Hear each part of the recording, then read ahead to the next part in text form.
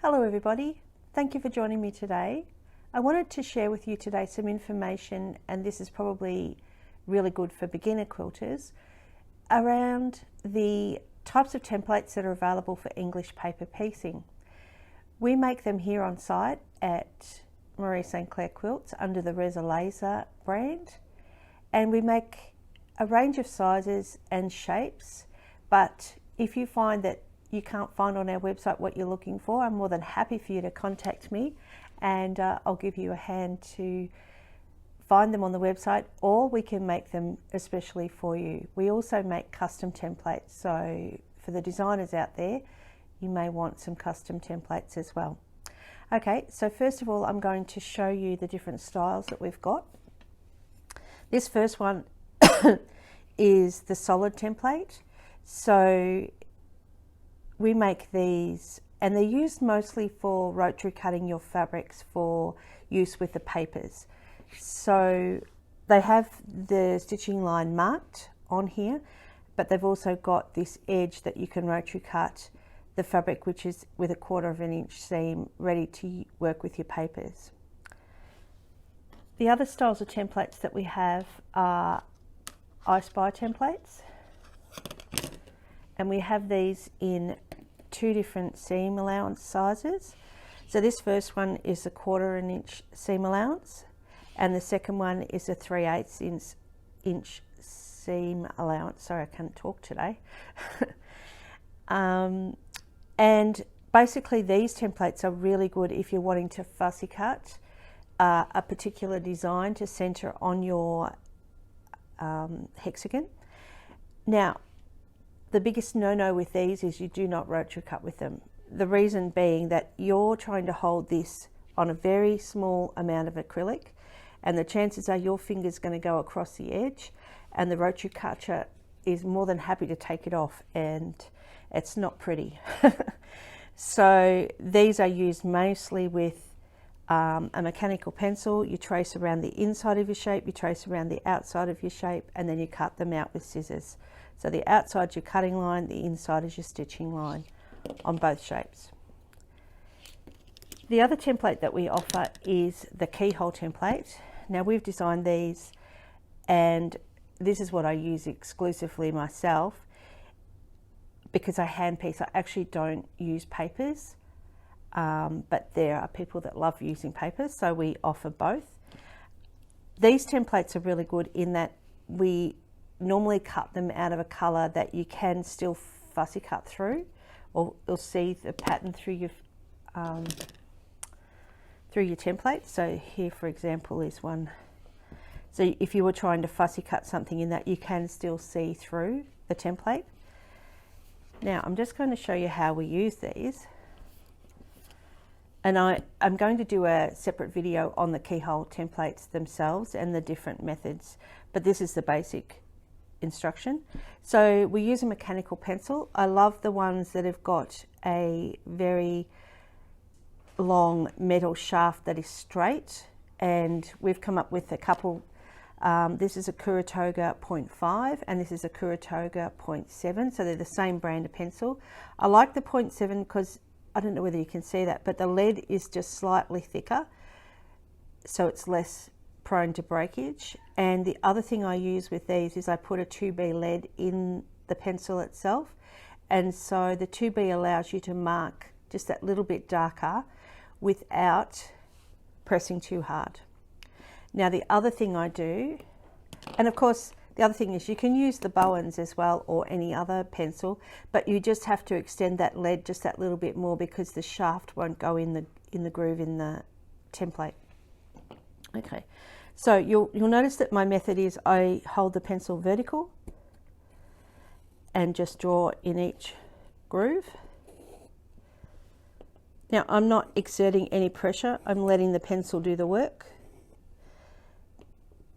Then I'm just marking the registration spots as well. And again, with this template you can either rotary cut it because it's almost a solid template, or you can draw around it with your pencil and then cut out with scissors. Now, of course, today I've just drawn on paper just to show you the markings that you end up with when you mark with this template.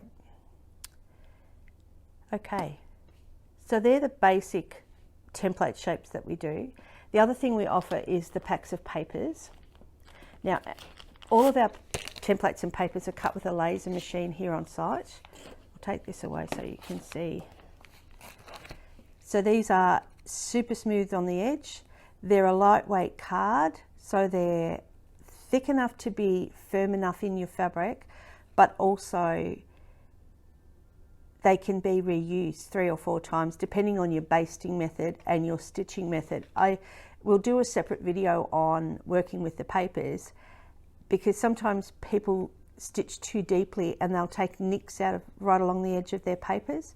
So I'll show you in another video what I do in that situation to prevent that, and then of course then your papers are reusable a lot more times. So we sell our papers in 2 size packages. So we have a small pack and the large pack. The small pack retails for $6, the large pack retails for $20. Now, depending on the size and the shape of the template, there's different quantities in each bag. We work on a standard paper size, and so the small bag contains 1 sheet of paper essentially, and the big bag contains a multiple of 4. So you get 4 times the quantity, but for a little bit cheaper price with the large packet. We can do a super pack. If you have a big project and you want lots of papers, then we can work out a better price for you, and we make up what we call a super pack. So that just makes it a lot more economical for you, but you would need to contact us for those.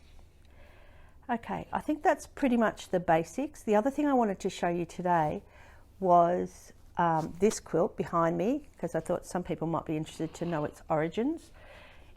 This quilt I purchased in America, and it's actually a vintage 1930s quilt, and I love 1930s, and I love the Grandma's Flower Garden, which is what this pattern is.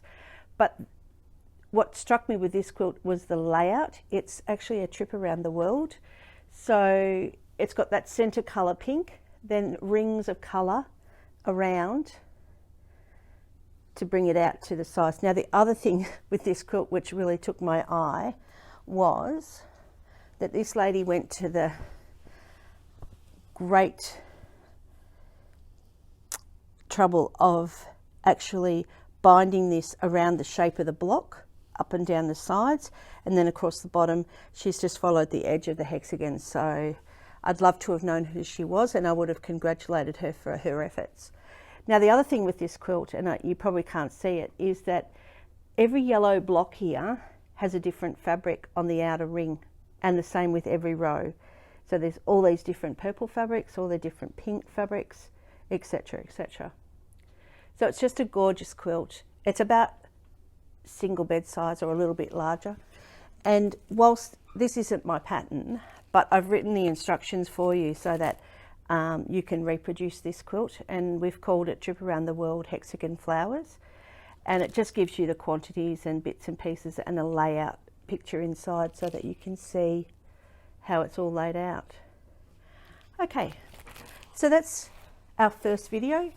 Thank you for joining us. As I said, there'll be more videos coming, and I really appreciate your support. If you subscribe to the channel, then click the notifications bell, then you'll be able to see any more videos, or you'll get notified of videos that we make coming up. I'm planning to go through basic techniques, and I'm planning to go through every one of our template sets and show you how they go together. So thank you for joining us, and I'll see you next time.